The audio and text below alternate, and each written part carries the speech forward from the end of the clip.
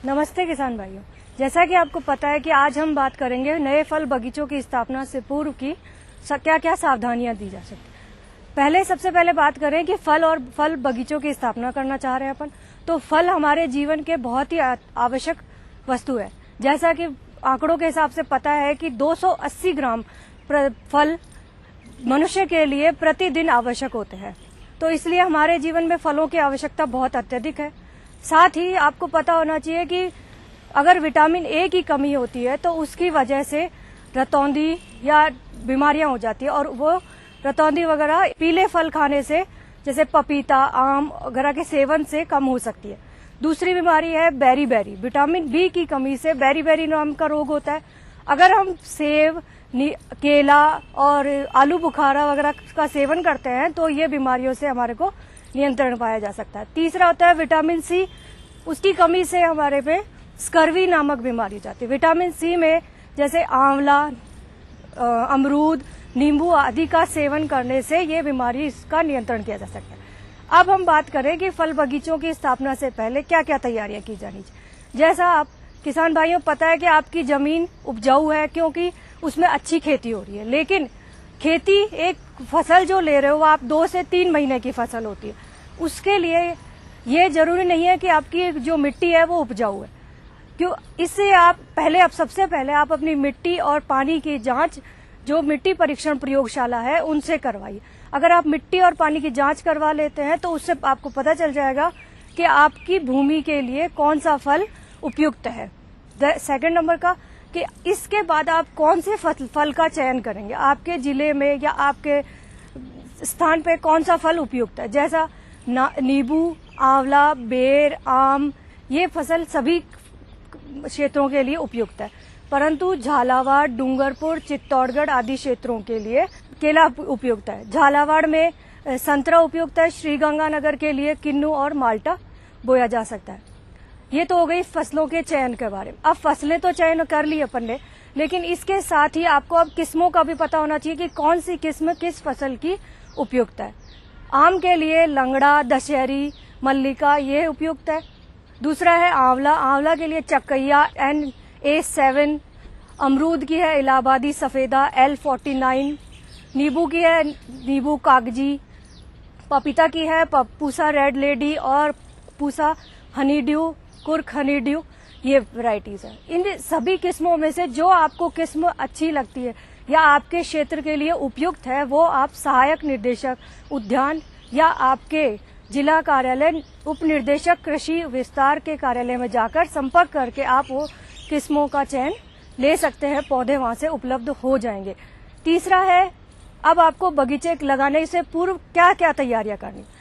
सबसे पहले है बगीचे के चारों तरफ बाड़ लगानी होती है। बाढ़ से क्या होगा, आपके पौधों पे जब अगर बगीचा लगाना चाहते हैं उसमें पौधों में कोई जानवर, जंगली जानवर वगैरह आ जाएंगे तो उससे आपके बगीचे की सुरक्षा हो सकती है। बाढ़ के लिए आप करौंदा, लेसवा या नागफनी इन पौधों का चयन करके बाढ़ लगा सकते हैं। सेकंड है वायु रोधक का चयन। दूसरा वायु रोधक लगाने, बगीचा लगाया, अब बगीचे के चारों तरफ वायु रोधक लगाने से आपको जितनी ऊंचाई का वायु रोधक है, यानी 10 मीटर ऊंचाई का अगर वायु रोधक है तो बगीचे में 40 मीटर लंबाई दूरी तक वो वायु रोधक आपको बगीचे को सुरक्षा प्रदान करता है। वायु रोधक किस दिशा में लगाया जाए?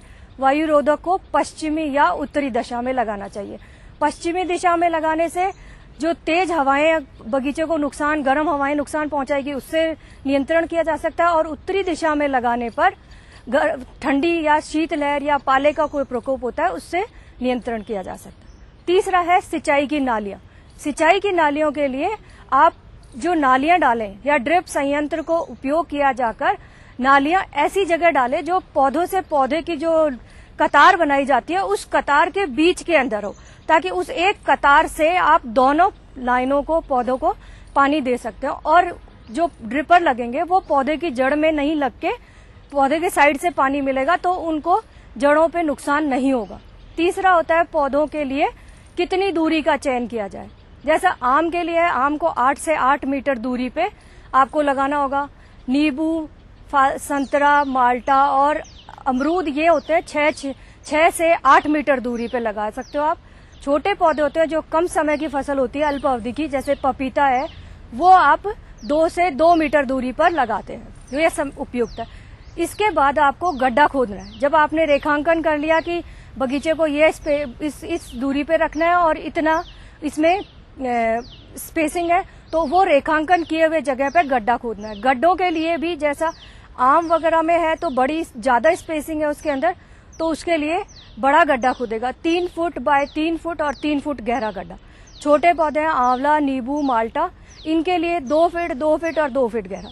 और पपीता जो पास में है और अल्प अवधि की फसल है, उसके लिए 1.5 फीट और 1.5 फीट गहरा, 1.5 फीट चौड़ा गड्ढा होगा। अब गड्ढा खुद गया, गड्ढे की खुदाई आपको, जैसे अभी ये वर्षा ऋतु शुरू हो गई है, आपको इससे पहले 1 महीने पहले ही गड्ढों की खुदाई कर लेनी चाहिए और गड्ढा खोद के 1 महीने के तक उसको खुली धूप में रखना चाहिए, ताकि उस गड्ढे में जो जीवाणु और कीटाणु है वो मर जाएंगे और आपकी फसल आगे रोगग्रस्त और कीटाणुग्रस्त नहीं होगी। अगर आपने गड्ढा खोद लिया है और उसके ऊपर की मिट्टी एक तरफ रख दी है, आधी मिट्टी एक तरफ रखनी, आधी मिट्टी खेत में फैला देनी। अब आपको गड्ढा भरने का जब समय आ गया, एक बारिश होते ही गड्ढा भरेंगे। गड्ढा भरने के लिए आप ऊपर की जो 1/3 मिट्टी, आधी मिट्टी आपने ली थी, उसमें से 1/3 भाग मिट्टी का, 1/3 भाग चिकनी मिट्टी का और 1/3 भाग गोबर की खाद का मिक्स करके गड्ढे को भर दीजिए। उसमें अगर हो सके तो 50 ग्राम एंडोसल्फान और 100 ग्राम सुपर फॉस्फेट मिलाने से आपके पौधों को कीटाणुओं से रक्षा मिलती है। जब गड्ढे भर गए तो गड्ढों की भराई जमीनी तल से, सतह से थोड़ा ऊपर कीजिए, ताकि अगर आप पानी भरता है तो वो गड्ढा पानी पूरा भरेगा और उसके बाद पानी जमीन में, गड्ढे की सतह नीचे बैठ जाएगी और आपको पता चल जाएगी अपना गड्ढा इस जगह। अब है पौधों का पौधरोपण का समय। अब जैसे बसंत ऋतु में, वर्षा काल में जो जुलाई अगस्त का महीना है, ये पौधरोपण के लिए सबसे उपयुक्त समय है। पौधरोपण के लिए आपको सबसे पहले तो पौधे जहां से ला रहे हैं उसका सबसे मुख्य ध्यान रखना पड़ेगा। पौधा 1 वर्ष से अधिक आयु का होना चाहिए। 1 वर्ष से अगर कम आयु का पौधा होता है तो वो उपयुक्त नहीं होता पौधरोपण के लिए, क्योंकि उसकी उम्र छोटी होती है। अगर 1 वर्ष से अधिक उम्र का हो जाता है पौधा तो उसकी जड़ों का विकास बहुत अधिक हो जाता है और अगर आप थैली में से निकाल के पौधे को रोपण करेंगे तो हो सकता है उसकी जड़ों का नुकसान हो जाए और जड़ों के नुकसान से पौधा मर भी सकते हैं। तो पौधा लेते समय आप एक तो ये ध्यान रखें कि उसकी उम्र कितनी है और दूसरा वो पैक होना चाहिए, या तो थैली में पैक होना चाहिए या घास फूस में बंद होना चाहिए या बोरी के टाट से लपेटा हुआ होना चाहिए। अगर बोरी के टाट या पॉलिथीन में या फिर घास फूस से लपेटा हुआ होगा तो उसको परिवहन में भी परेशानी नहीं होगी। आप नर्सरी से लेके आपके खेत तक आएगा तो उस पौधे को नुकसान नहीं होगा।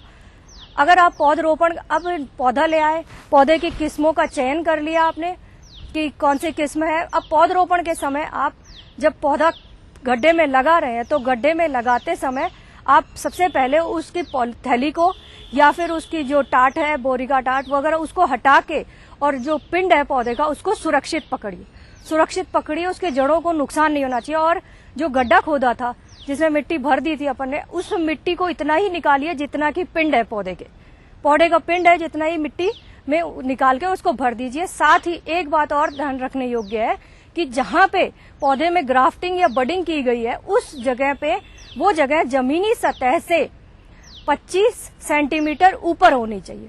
और एक और, जब ग्राफ्टिंग आपने पौधा लगा दिया और जो ग्राफ्टिंग वाली जगह है या उससे नीचे की जगह पे अगर कोई नई टहनियां या कोई नई कली विकसित हो रही है तो वो आप हटाते रहिए, क्योंकि वो रोग का कारण बन सकती है, उसमें वो उपजाऊ नहीं है।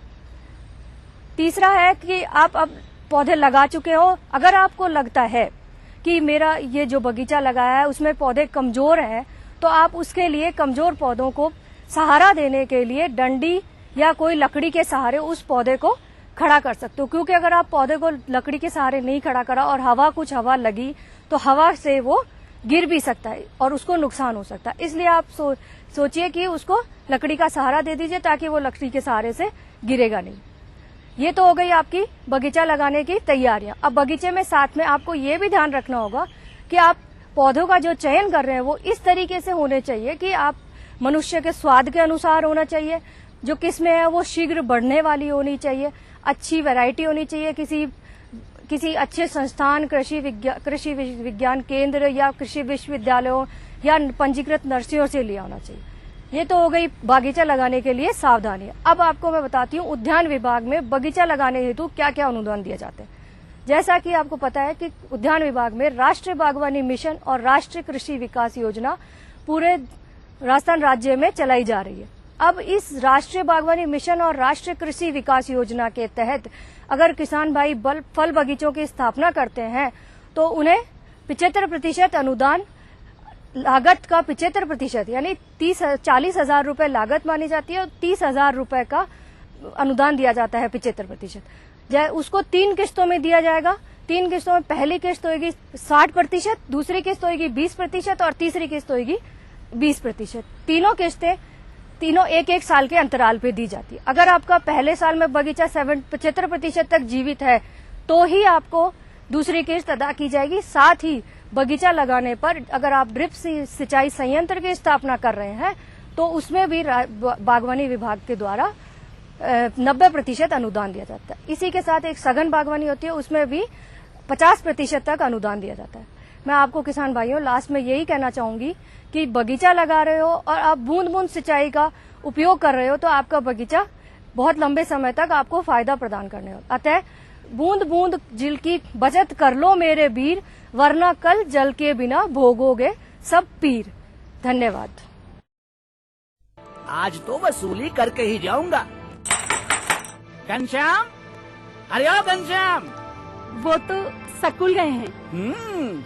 स्कूल गया है। अरे बहाना तो ढंग का बनाती। हाँ लाला, मैं स्कूल ही गया था, फार्म स्कूल, जहाँ किसानों को सिखाई जाती है खेतों में पैदावार बढ़ाने की हर बात, जैसे मिट्टी के हिसाब से सही खाद, बढ़िया बीज और जरूरत के मुताबिक कीटनाशक, ताकि कम लागत में अधिक मुनाफा। ये पकड़ लाला, तेरा हिसाब साफ।